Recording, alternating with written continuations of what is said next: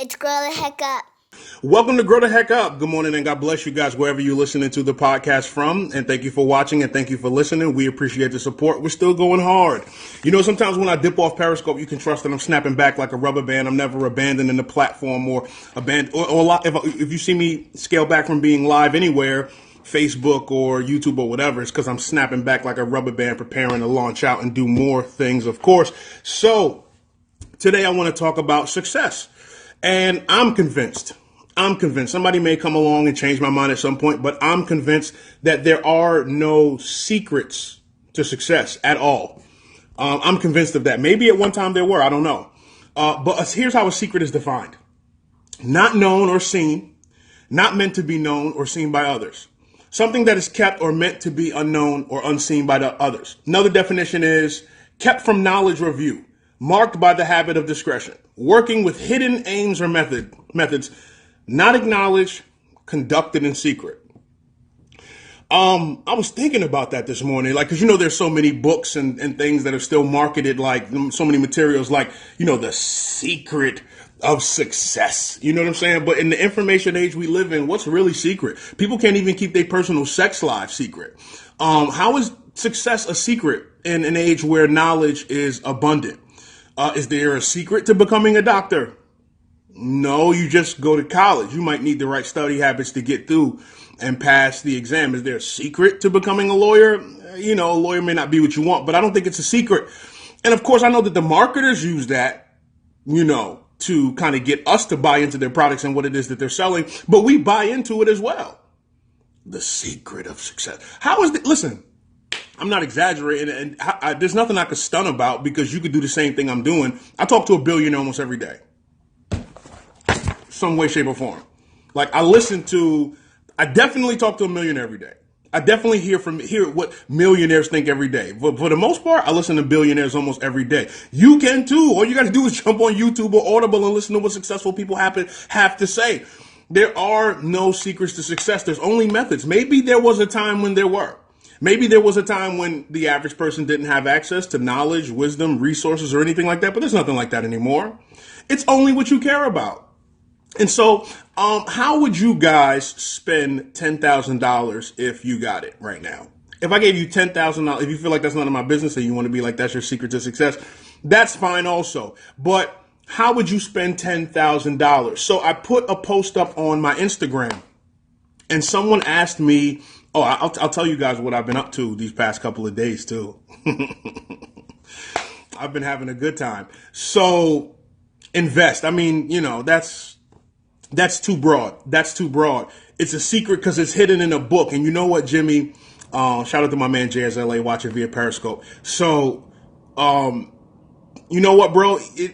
Secrets aren't even in books anymore. You know what I'm saying? It's really all about what you care about. And it sounds strange if I say to you, most people don't care about being successful. Because that just doesn't sound right, right? Like that's almost like saying most people don't want to live a long life, right? It's like, nah, that's not true. But do they though? Do we eat like we want to live long? Is living long a secret? Like you don't know you're not supposed to eat those potato chips every day? Like where are we now? Like we know fried chicken every day is bad now. So if you eat fried chicken every day and I ask you if you want to live a long life, your mouth is probably going to say yes, but are your actions matching that? I think the same is with success. What do you spend your time doing? What do you spend your time investing in? Everyone wants a quick fix though, and that's what doesn't exist. That's what doesn't exist. And someone said most people don't know what they want. I don't know about that. I think most people know they want more money. I found it hard to believe that a person spends however many hours awake. 24 minus 8 hours that we're supposed to have for sleep or whatever that was, that 16. I have a hard time believing that people spend 16 hours awake and moving and doing and buying and selling and going and coming and watching and listening, and they don't know what they want. They know exactly what they want. They want television. They want entertainment. They want quick fixes. They want quick weight loss. They want quick money. That's not the method to those things. So it's what they want. They're just not willing to make the kind of sacrifice that's required to get what they want. Yes, anybody can do it. Yes, listen. Listen. When I used to hustle on the street and all of that, I was just doing it because everybody around me was doing it. I had some place to live. Nobody in my immediate household was on crack or any of that. I was just out there. So I wasn't like the consummate hustler, came out of the womb hustling or any of that. These are just the principles that I've learned over time. These are principles that I've learned over time. I'll give you another example. They're only learners and non-learners. Some people don't care to learn. There are people, listen, I don't sell fake knowledge. If I don't know something, I don't know. I've had 3 people in my inbox asking me to teach them about real estate. I'm like, bro, I just started on this like at the beginning of the month. I'm not the person, like, you know what I mean? But as they're asking questions, I'm still answering them to the best of my abilities. Somebody asked about FHA loans on my Instagram, and I was able to answer. I was able to say, hey, somebody mentioned FHA loans, and somebody asked for some clarity, and I was able to weigh in and say, hey, you got to be there. You got to be in the house within 60 days. You also have to be a resident for a year. And they begin to ask me questions like I'm a financial advisor, and that's no credit. Like that's that's no credit to me. Is Google told me that. Like, it's not like I got secret access. It's not like I got secret information. When I went to a seminar a couple of weeks ago, I wanted to know what an FHA loan was because I keep hearing it. And the house I put in on, watch this. I'm going to show you something. We bought a house together. It was on one person's name, but we bought a house together when we were in our 20s, me and a group of Christians. And that was 10 years ago or something like that. And I just learned what an FHA loan was in specificity this week. So this is no credit to me like I'm some guru or some genius or something like that. If I would have cared about how an FHA loan works, I would have known. It would have been nothing to stop me. So even me, who loves all this information and knowledge, I just learned the ins and outs. And so I don't think that there's anything glorious about me. I just think you could make the same choice I make. It's what you spend your time doing. And when I do these broadcasts and podcasts, people kind of say, oh, well, you know all this information. I'm like, well, you don't got to know as much as me. I'm in the business of information. You know what I'm saying? I know information because information is my business, like a basketball coach's or a league owner's business is basketball. So you don't need to know all of this other stuff. But what you want to do, you need to be the master of. You need to be the master of. People are. I've always thought I was going to invest in real estate. I always thought at some point that was going to be a part of my journey. I got a real estate course up there that I bought when I was first graduated, when I first started going to college. That's how old this no doubt. I never messed with it or nothing like that. Now I'm interested. I'm in it. It's all I've been eating and consuming for the past 3 weeks. And now I'm answering questions for people on Instagram who are asking me about real estate, and they're telling me that they've always wanted to get into it. What's the difference? Have I become an expert in 3 weeks? No, of course not. Of course not. Now it's what I care about. Now, you may feel like you can't do that, right? But how many people we know could tell you the sports stats of teams from going back to 1970s, who got traded, what year they got traded? That's capacity. That's mental capacity. Don't tell me you can't be good at school. If you can remember sports stats, you can remember pertinent information that's relevant to your life. Some people's memories are better than others, to be sure. Some people's memories are better than others, but for the most part, we remember what's important. We argue about the storylines of our favorite shows and we give an opinion. It's just where you invest your time at, fam. I'm convinced at this point, maybe there used to be secrets. Maybe there are things that insurance companies and real estate people and lawyers and mechanics couldn't tell you. Now, there's barely anything anyone can keep from you. We can't even keep our personal lives under wraps from people. How is success a secret when successful people are always talking? You just don't listen to successful people. You just watch the things that successful people create. You buy the things that, how many people know, and those of you listening by podcast, you'll get the feel that I'm talking in a live, so I'm always reverting back and forth to the audience. How many of us know people who are iPhone fanatics, Apple fanatics?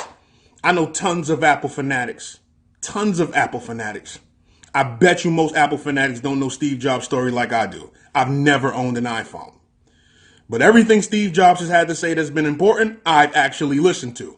Doesn't make me special. You can go and watch the same things on YouTube that I'm watching. You're just more concerned with the product. I'm just more concerned with the mind of the producer. You're more concerned with the product. That's a choice. That's not slavery. That's not oppression. That's not housing discrimination. That's not inequality in education. You can choose what you want to spend your time on and your mind on.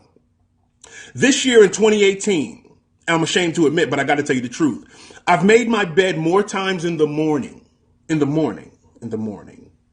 I've made my bed more times in the morning in 2018 than I have the whole 2 years I've been living here. Follow that. My bed is made right now. Even though it's on the floor, not even on any type of like bed frame or anything like that. It's just a mattress on the floor. It's what me and my wife sleep on. I made that bed. I made it more times in 2018 than I have the whole 2 years living here. Why?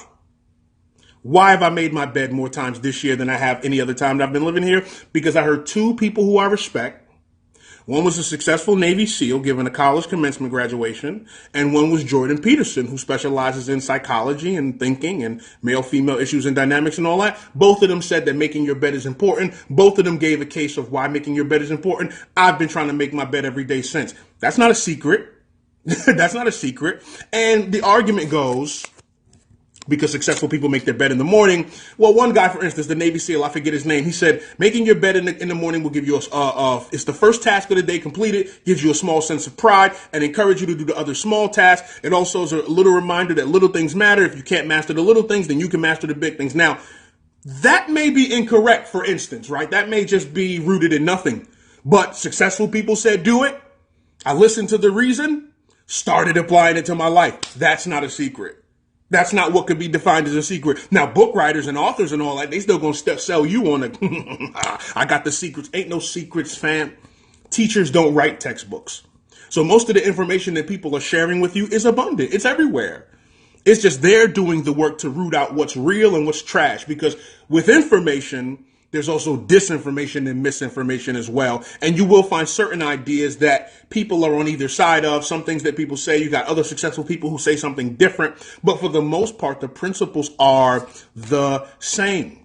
My youngins, man, my wife's youngins, that is.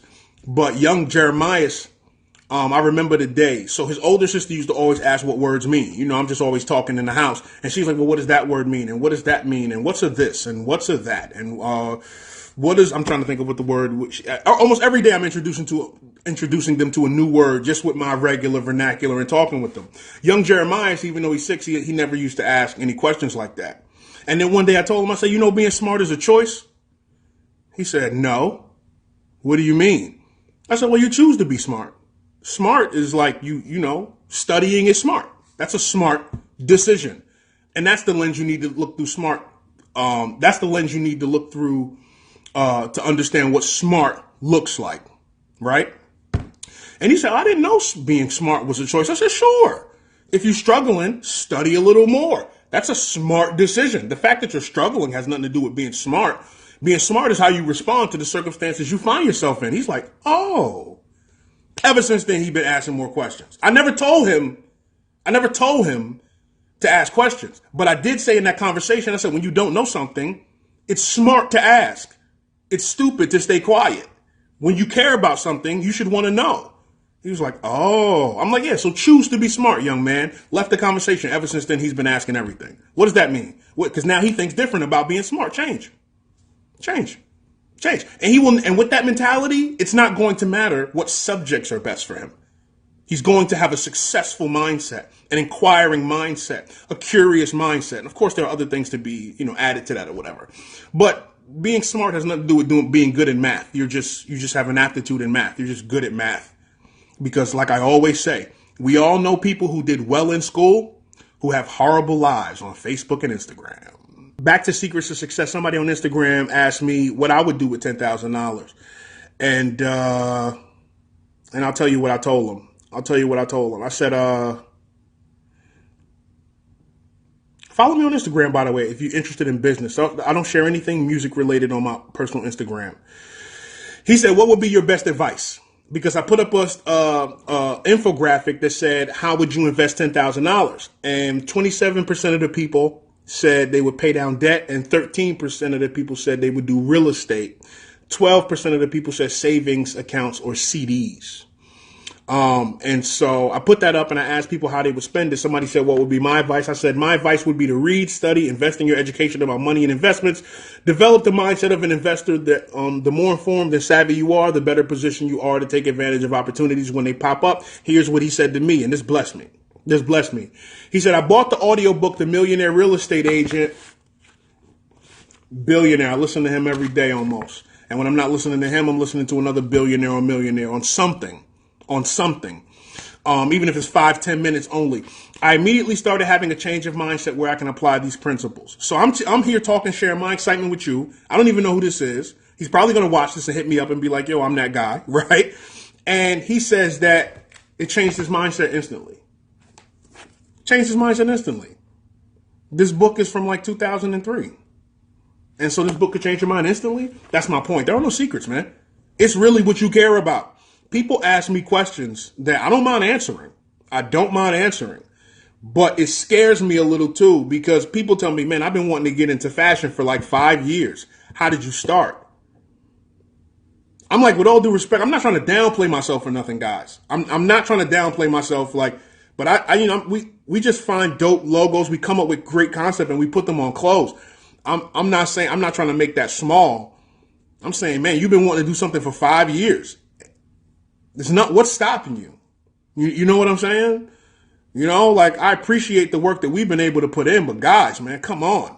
You can't be sitting around talking about you about something, and then when you see somebody come up, you be like, oh, well, where you get that at? Like, nah, man. I mean, you could, if that's the way to live. When I see something that I think is interesting and worth asking about, the first thing I do is Google. The first thing I do is don't ask them questions. The first thing I do is ask Google questions. When I see somebody doing something that I want to ask them about, the first thing you do, I'm not saying asking is bad. Asking is good. Remember I said in the beginning that asking questions is smart, but you don't want to. They used to say dumb questions are the ones you don't ask, right? You guys heard about that, right? In a learning environment, if you're sitting and you have the teacher in front of you and you have the opportunity to ask questions, sure. But if there's a possibility to delay, like if somebody posts something and you want to know more about it, the first thing you do is go gather all you can on your own, so that you're going to come up with the most valuable and interesting question that you could ask. Don't waste people time with something you could have Googled. Now, maybe if you Google it, the answer's not clear. That happens to me too. Somebody asked me something and I say, yo, I was Googling it, man, but I seem to get conflicting information. Can you help me? Why? But I Googled first, though. Don't waste people's time who are informed, who've done the work to learn something, to ask them something you could have Googled. That's mad annoying. And it says that you're a lazy person. Certain kinds of questions that people ask, I answer, but I also kind of mark them a little bit. Like, yeah, I don't know if I would help this person, because they want to leech off me. They don't want to use the brain God gave them. They want to use my brain. They want to use my effort, right? Which I don't mind if you're using your own. So when you ask people for help, do all that. Read the book first, right? Like, how are you asking me how to get in real estate? I don't ever post anything about real estate on any of our platforms. I started reading the book. You know how it goes. I started clipping screenshots, and that's just what I do. If I'm learning, I'm sharing. Right? Now, like, somebody like, yo, can you teach me how to get into real estate? And I look and I'm like, I mean, bro, like, yo, I always wanted to, like, yo, man, bro, like, the first real estate post or one of them was a book. So, I mean, that's not a secret. Success is not a secret, man. Go hard. Here's some Jim Rohn quotes before we go. God is good. Hope you guys are being well. These are some of my favorites. He wrote an essay called The Miracle of Personal Development. And here's some excerpts from Jim Rohn's essay. Son, you shook. Ain't no such thing as halfway books. He said, what you become is far more important than what you get. The important question to ask on the job is not what am I getting? Instead, you should ask, what am I becoming? Getting and becoming are so closely intertwined. What you become directly influences what you get. Think of it this way. Most of what you have today, you have attracted by becoming the person you are right now. He says sometimes income takes a lucky jump, But you can learn to, but unless you learn to handle the responsibilities that come with it, you'll usually shrink back to the amount, it will usually shrink back to the amount you can handle. If someone hands you $1 million, you better hurry up and become a millionaire. If you took all the money in all the world and divided it equally among everybody, it would soon be back in the same pockets it was before. Because some people are producers and some people are consumers. And if we all had the same amount of money right now, right where we are, some of us would immediately think about how to double it and triple it and quadruple it. And some of us would immediately think about, how can I buy something? How can I get something that I didn't have? How can I get a car I didn't have? How can I move to a better house? Or, you know what I mean? Thank you guys for listening. Just remember, there are no secrets to success. Be honest with yourself. How much time do you spend scrolling Facebook looking at nothing? How much time do you spend scrolling Instagram looking at nothing? How much time do you spend catching up on shows? That's up to you. That's your choice. Me personally, doesn't make me better. I spend my time listening to people who I want to be where they are. And listen, this pursuit I'm on, it's not separate from godliness, you know. If God forbid I died right now, someone would ask me, well, Voss, how would you feel about how you spend your time? You're on all this savage hustle stuff. What about the Lord and salvation? Let me tell you, I'm on a mission from God. And if I'm on my mission from God, I want to be successful even in that. I want to be diligent even in that. If God tells me to start a business, I want to be the most diligent and successful business person I can be. So if I die today, God forbid, I'm comfortable that my children will be like, nah, my daddy was really trying to be about it. He was really trying to leave something for us. Every time he talked to us, he let us know. And he demonstrated that what he was doing was what he believed God gave him. And everything he said about success came from the Bible. I'd feel good. I'd feel satisfied. Would I feel like I had more to do? Of course. But don't think that what I'm talking about with this stuff is separate from living a godly life. The Bible said a good man leaves an inheritance to his children's children. A Bible said he who stacks his money little by little makes it grow. Yes, the Bible says that. The Bible says, sow your seed in the morning and night, do not be idle, for you do not know which will be successful, whether this or that. The Bible says that. The Bible tell you about the Proverbs 31 woman who rises early, whose arms are strong for her task. What does it say about the Proverbs 31 woman? She sees a field and buys it, and it says she reinvests with her earnings. I mean, come on now. This is Bible. Don't use this over spiritual language and stuff like that to get out of being diligent and excellent and being the best you can be, because there's no cop out like that. I'm Grow the Heck Up on every platform. Any way you want to connect with me on social media, I'm Grow the Heck Up, and even growtheheckup.com. The secret is savage hustle. Link in the bio, straight up and down. If you be interested in a business consultation for real, because you see I'm doing it, right? When I started talking like this, people was like, yeah, okay, but like what now? Now what you can say. You know what I'm saying? So if you want help, we're going to be opening it up, because this is what I love to do. God bless you guys. Grace and peace. Love you all.